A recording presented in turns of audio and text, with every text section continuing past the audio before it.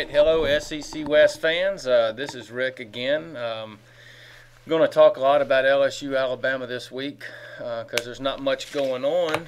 But before I start everything, I want to give some love to our people, our good friends on the Plains, because what they did against Ole Miss deserves a lot of kudos for them having a 3-game losing streak. They came back and took care of business against Ole Miss. So if you'll indulge me for a second, I am going to pay homage to the War Eagles.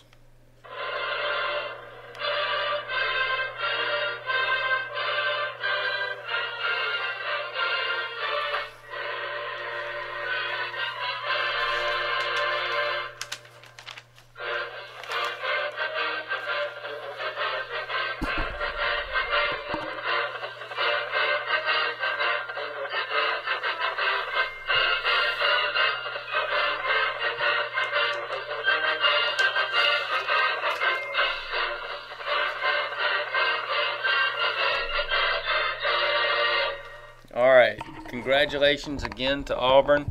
I really thought they were going to just tank it for the rest of the season, me and a lot of other people. So I'm glad they got that win, and it's huge for a rebuilding program like Auburn. So anyway, now that that's over with, the upcoming schedule, we've got Ole Miss versus Northern Arizona. That's a sleeper. Arkansas, South Carolina.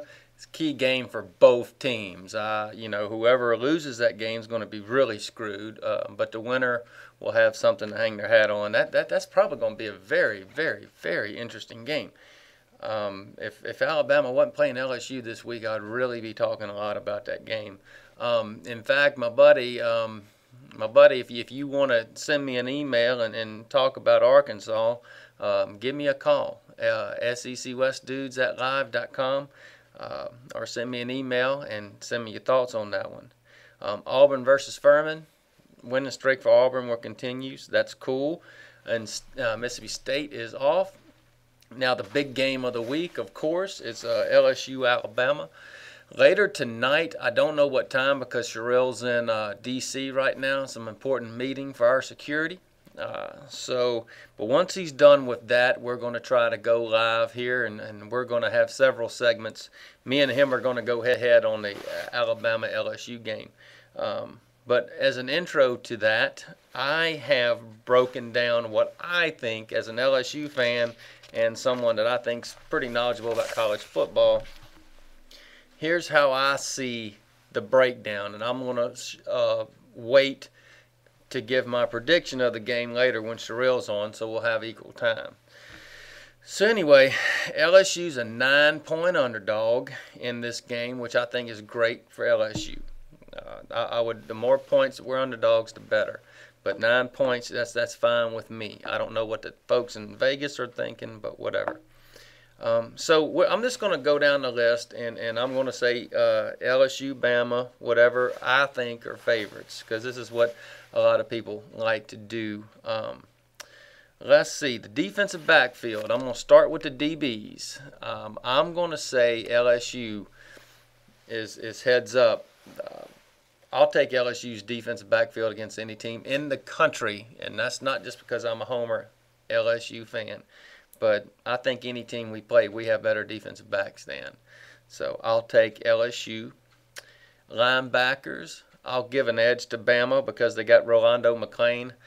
Thankfully, they don't have Hightower for this game, and I hope he has a speedy recovery and he comes back next year and gets to be an All-American like McClain. And I really wish he was playing in this game. I wish the kid wouldn't have got hurt because he's awesome. But McClain, he'll probably go pro this year. He's a first-round pick. I hope the Saints can pick him up. But, any group of linebackers that's got McClain, they've got the edge. But how I see, I really like our linebackers too. We put Harry Coleman back there, and he's played lights out. In fact, he was SEC Player of the Week against Auburn, I believe it was. Perry Riley's really come on strong for us. So our linebackers are good, and I give Bama a slight edge on that. And what the way I see it is our linebackers are faster than Alabama's, but they have size and smarts. Rolando McClain, Saban said, is probably the smartest linebacker he ever had, and that says a lot for a junior linebacker. So anyway, defensive line. Defensive line, I'd say even, but with a slight edge to LSU.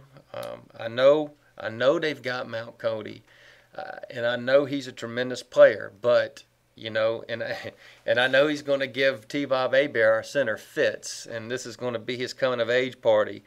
But if you compare both lines, I think what we bring to the table in our 4-3 defense, I'd say it's even. If not, I give a slight edge to LSU. Offensive line, I'll say even.